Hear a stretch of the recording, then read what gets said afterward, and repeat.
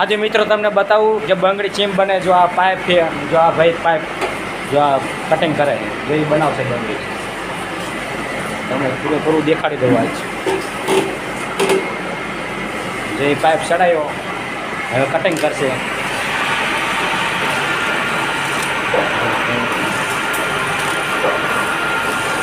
અમારા મિત્ર જો આવી બંગડી બનાવશે. કટિંગ થઈને આવી બંગડી થઈ જાય. અમારા બે ભાઈ કામ કરે છે, એનું કામકાજ બહુ સારું છે. આગળ તમને બતાવું પછી ચીમ થાય. મિત્રો પછી એ બંગડી કટિંગ થઈને જો અહીંયા ઘણે આવે અમારે ભાઈ બફ મારવામાં. જો આ ભાઈ અમારે જો બંગડી ઘસાય જો એ બંગડી ઘસશે હવે જો એ બંગડી ઘસી આ બફ માર્યું કહેવાય એને. પછી એ ઘસે એટલે જો આવો હાયરો ચમકી જાય મસ્તનો. જો અહીંયા અંધારું પડે જો બહાર વહી જાઉં તમે દેખાડું.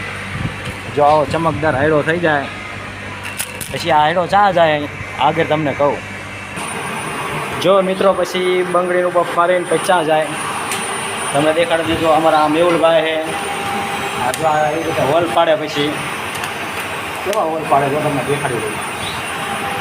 જો આમાં ઝીણા ઝીણા હોલ પાડેલા છે તમને દેખાય છે નહીં. હોલ પાડે આવા કેટલા મશીન છે, ઘણા મશીન છે. જો 10-12 મશીન છે CNCના.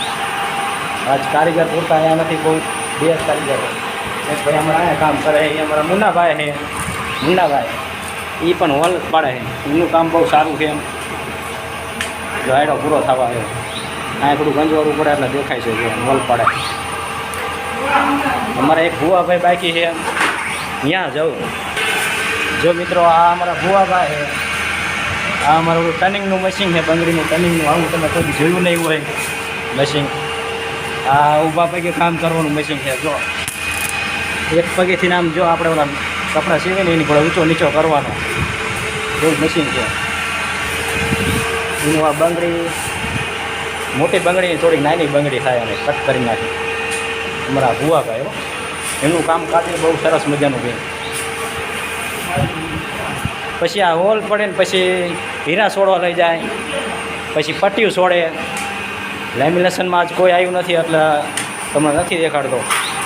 અને નીચે કામકાજ ચાલુ છે પેકિંગ કરવાનું. બસ આજના વિડીયોમાં એટલું.